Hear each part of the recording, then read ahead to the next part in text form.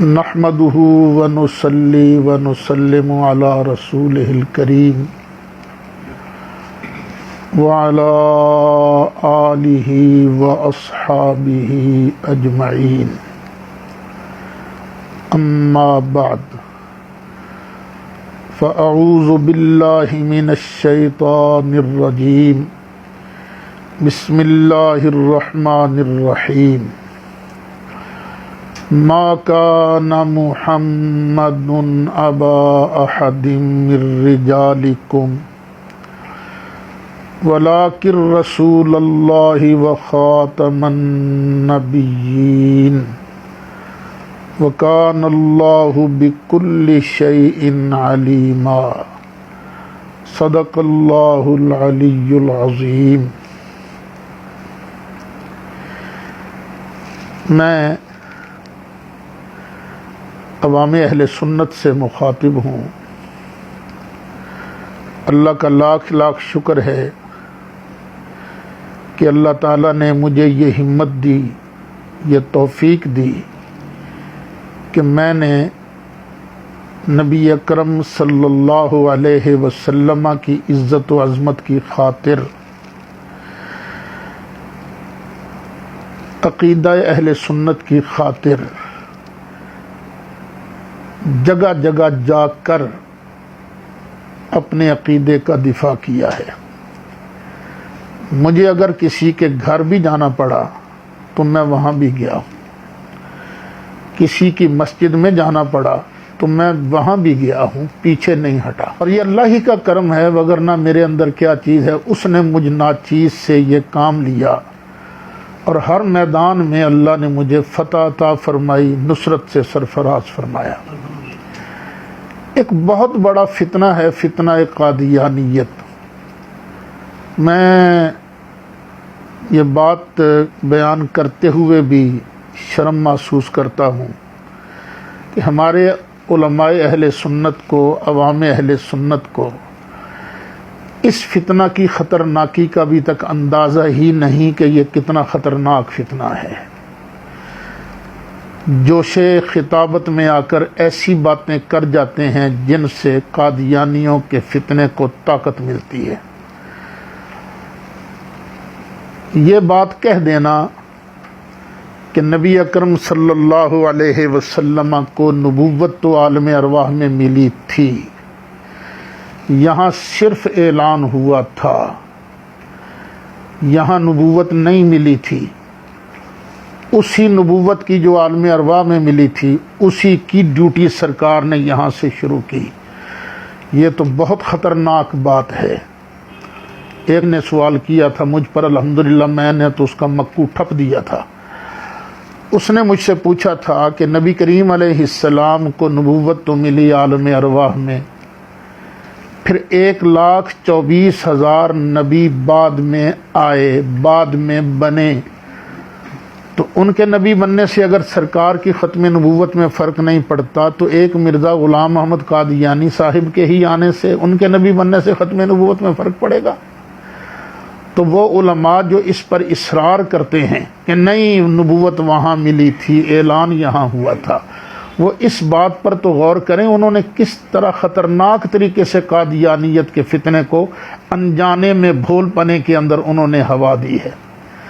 میرا کوئی اور مقصد تو نہیں ہے، میں ہمیشہ یہی کہتا رہا ہوں کہ خاتم النبیین کا معنی ہے آخر من نبیا۔ میں مسئلہ بیان کرتا ہوں ختم نبوت والا کہ سرکار کو جب سے اللہ نے منصب نبوت عطا فرمایا کسی اور کو نبوت نہیں مل سکتی۔ یہی عقیدہ قرآن کا ہے، یہی عقیدہ حدیث کا ہے، اور اسی نظریے کو امام اہل سنت مولانا شاہ احمد رضا خان فاضل بریلوی رحمۃ اللہ علیہ نے بیان کیا۔ کسی کو نظر نہ آئے تو میں اس کی نظر کا کیا علاج کر سکتا ہوں؟ یہی عقیدہ سید نعیم الدین مراد آبادی، حضرت صدر الافاضل رحمۃ اللہ علیہ کے، سارے بزرگوں کا یہی عقیدہ ہے کہ نبی کریم علیہ الصلاۃ والسلام کو منصب نبوت تمام انبیاء کے آخر میں عطا کیا گیا۔ میں نے یہاں پڑھاتے ہوئے یہ کہا تھا کہ میں جب یہ معنی بیان کرتا ہوں کئی لوگوں کی چیخیں نکلتی ہیں، گالیاں دیتے ہیں، مجھے کافر اور گمراہ کہتے ہیں، تو اب بھی مجھے کہیں گے۔ میری چھٹی حص تھی، میں نے کہا تھا مجھے کہیں گے، تو بھی پھر ایسے کرو نا، سارے کافر گمراہ کہنے والے کسی ایک آدمی کو اپنا نمائندہ نامزد کر دو اور پھر میرے ساتھ مناظرہ کر لو۔ میں نے کسی خاص آدمی کا نام نہیں لیا تھا، لیکن ڈاکٹر اشرف آصف جلالی صاحب، ان کے پاس کچھ گئے مستند علماء، اور انہوں نے جا کے پتہ نہیں کیا ان کو پٹی پڑھائی۔ وہ بھی سستی شہرت کے طالب رہتے ہیں، ہر وقت کوئی نہ کوئی موقع ڈھونڈتے رہتے ہیں، تو انہوں نے فوراً جمپ لگایا اور میدان کے اندر کود پڑے۔ ان کو تو یہ پتہ بھی نہیں کہ مناظرہ کہتے کسے ہیں۔ وہ وقت بھی مجھے یاد ہے، حالانکہ ہم نے پھر بھی ان کی حوصلہ افزائی کے لیے دستار بندی کی تھی۔ پھر وہ پروفیسر ساجد میر کو آپ نے چیلنج کر دیا مناظرے کا، اور کہا جی آؤ پریس کلب کے سامنے میں مناظرہ کروں گا۔ اور بھلا مناظرے اس طرح ہوتے ہیں؟ وہ مناظر آدمی نہیں۔ میں آپ کو بار بار اصول مناظرہ کے تحت شرائط مناظرہ طے کرنے کی دعوت دیتا رہا، لیکن آپ نے شرائط مناظرہ طے کرنے سے انکار کیا۔ وہیں ہو جائے گا مناظرہ کی شرائط بھی وہیں طے ہو جائیں گی، وہیں۔ مجھے پتا تھا یہ مراحل آتے ہیں۔ پھر آپ نے تاریخ کا تعین خود فرمایا، میں نے اس تاریخ کو قبول کیا کہ آج 1 اگست کی تاریخ مناظرہ نبوت مصطفیٰ صلی اللہ علیہ وسلم کے لحاظ سے فائنل ہو گئی، اور انشاءاللہ 1 اگست کو مناظرہ ہوگا۔ آپ نے کہا انتظام ہمارا ہوگا، جگہ ہماری ہوگی۔ میری صاحبزادگان سے بات ہو چکی ہے، میری صاحبزادگان سے بات ہو چکی ہے، جامعہ رضویہ کے اندر مناظرہ ہوگا۔ انتظامات ہمارے ذمے ہیں، وہ تم کیوں بھول گئے ہو؟ اب میں لاہور سے چل کے فیصل آباد جا سکتا ہوں، تو آپ اپنے دارالعلوم سے نکل کر حضرت محدث اعظم رحمۃ اللہ علیہ کی دہلیز پر جامعہ رضویہ میں کیوں نہیں جا سکتے؟ وہاں ایک بڑا ہال ہے، وہاں صاحبزادگان سے ہماری بات ہو چکی ہے، وہاں صاحبزادگان سے ہماری بات ہو چکی ہے۔ اب کہاں گیا وہ جامعہ رضویہ والا مناظرہ؟ انہوں نے تو انکار کر دیا کہ نہیں، ہم اس تاریخ کو انکار، ہم نے صرف جامعہ رضویہ والی جگہ منظور کی تھی، باقی شرائط آپ کے ساتھ طے کرنی تھی۔ کوئی شرط کسی اور کی یک طرفہ مسلط شدہ ہم اس کو تسلیم نہیں کرتے، یہ بات یاد رہے۔ پھر آپ کو تو اپنے عقیدے کا اپنا ہی پتہ نہیں ہے، آپ کبھی کچھ کہتے ہیں، کبھی آپ کچھ کہتے ہیں۔ آپ نے اپنے کلپ نمبر 6 میں یہ نظریہ اختیار کیا ہے کہ ہمارا اہل سنت کا نظریہ ہے کہ آپ آخر و من نبیہ بھی ہیں اور اول و من نبیہ بھی ہیں، اور ہمارا اور پوری ملت کا، اہل سنت کا 14 صدیوں میں یہ عقیدہ ہے، آپ اول و من نبیہ بھی ہیں اور آخر و من نبیہ بھی ہیں۔ ڈاکٹر صاحب کم از کم آپ کو مرکات ہی آتی ہوتی، اور یہ اول اور آخر 2 ضدیں ہیں، تو ہر طرح جو اول ہوتا ہے وہ اسی اعتبار سے آخر نہیں ہو سکتا، جو آخر ہوتا ہے وہ اسی اعتبار سے اول نہیں ہو سکتا۔ تو آپ تو بالکل، آپ کو فرق کرنا چاہیے تھا، در تناقض حشت وحدت شرط داں، یہ آپ کو یاد نہیں کیا، آپ کو یاد ہونا چاہیے تھا۔ ہم بھی سرکار کو اول مانتے ہیں، آخر مانتے ہیں، لیکن کس معنی میں؟ جیسے سرکار اعلیٰ حضرت نے فرمایا ہے، وہی ہیں اول، وہی ہیں آخر، وہی ہیں باطن، وہی ہیں ظاہر، انہی سے عالم کی ابتدا ہے، وہی رسولوں کی انتہا ہیں۔ اس اعتبار سے اول آخر میں مانتا ہوں، مانتا رہا ہوں، تقریروں میں کہتا رہا ہوں، اب بھی کہہ رہا ہوں۔ ایک اور اعتبار سے بھی سرکار اعلی حضرت نے نبی مکرم شفیع معظم جان دو عالم صلی اللہ علیہ وسلم کی اولیت و آخریت کو بیان فرمایا۔ سرکار ارشاد فرماتے ہیں، نماز اقصیٰ میں تھا یہی سر، سرکار اعلی حضرت فرماتے ہیں نماز اقصیٰ میں تھا یہی سر، عیاں ہو معنی اول آخر، کہ دست بستہ ہے پیچھے حاضر، کہ دست بستہ ہے پیچھے حاضر جو سلطنت آگے کر گئے تھے۔ کلپ نمبر 6 میں آپ نے اول من نبئ بھی مانا، آخر من نبئ بھی مانا۔ پھر کلپ نمبر 11 میں آپ نے ایک اور بات کر دی، آپ نے کہا کہ سب سے پہلے نبوت عطا ہوئی، اس لحاظ سے آپ اول الانبیاء ہیں، اور سب سے آخر میں کار نبوت شروع کرنے کا اعلان کیا، اس لحاظ سے آپ آخر الانبیاء ہیں۔ پھر سب سے آخر میں آ کے دنیا میں اعلان کیا، جس لحاظ سے سب سے پہلے نبوت عطا ہوئی، آپ اول الانبیاء ہیں، اور سب سے آخر میں آ کے آپ نے کار نبوت شروع کرنے کا اعلان کیا، اس لحاظ سے آپ آخر الانبیاء اور خاتم النبیین صلی اللہ علیہ وسلم ہیں۔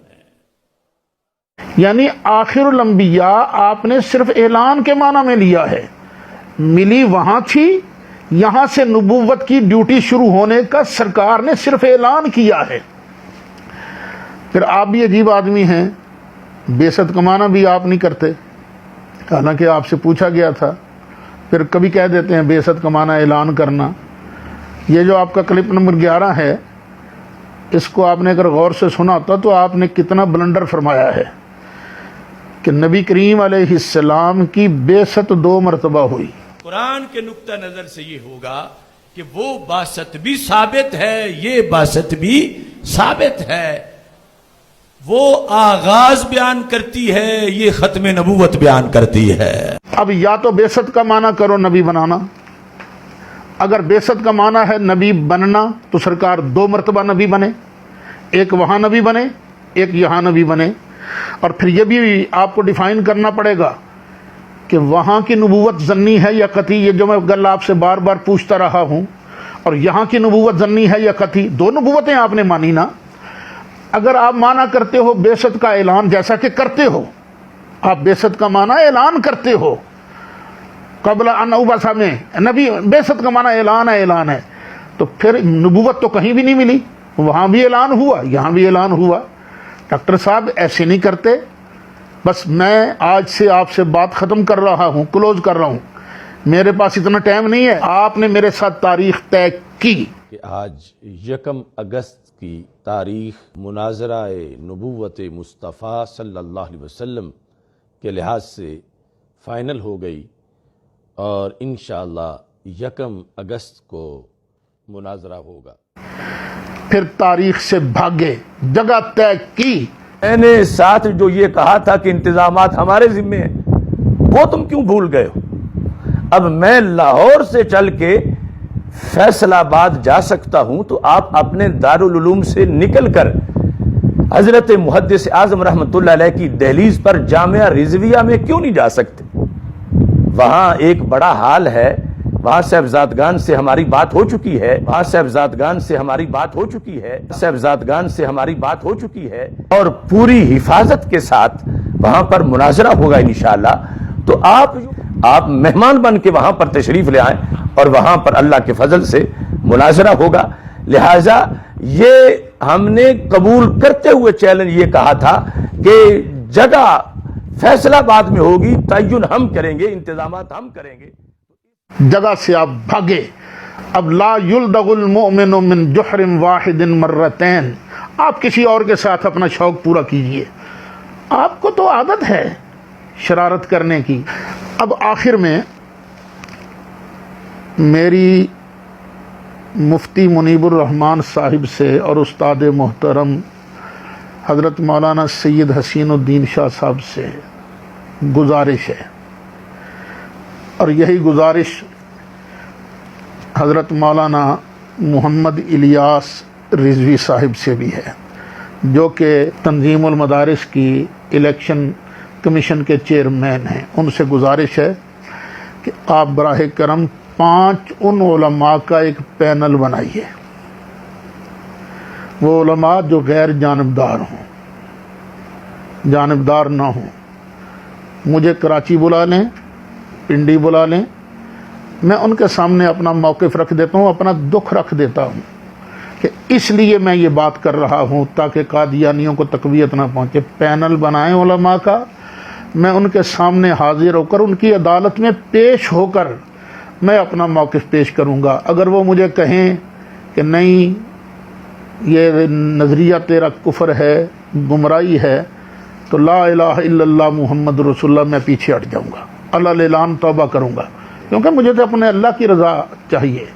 اور اگر کہیں نہیں تو کافر نہیں ہے، تو مرتد نہیں ہے، تو گمراہ نہیں ہے، تیرا اپنا ایک حساب ہے، لڑائی کرنے کا تیرا ایک انداز ہے، اگر مجھے یہ کہیں گے تو پھر میں اس طرح انشاءاللہ لڑتا رہوں گا، اور میری اس گزارش کو ٹھکرایا نہ جائے۔ مجھے قبلہ مفتی منیب الرحمان صاحب کا خط ملا ہے، انشاءاللہ مفتی صاحب آپ مجھے مطیع پائیں گے۔ جیسا کہ میں نے عرض کیا ہے، کلپ کھیلنے والی بات تو ختم ہو گئی، آپ نہیں وعدے پر پورے اترے، جگہ کا انتظام نہیں کر سکے۔ ہاں انشاءاللہ العزیز کل صبح 1 اگست جو ٹائم میں نے دیا تھا 9 بجے، میں مسئلہ یہ بیان کروں گا بغیر کسی کو ٹچ کیے ہوئے، مسئلہ بیان کروں گا۔ تو جو حضرات یہ مسئلہ سمجھنا چاہتے ہیں وہ 9 بجے جامعہ امینیہ رضویہ شیخ کالونی پہنچ جائیں۔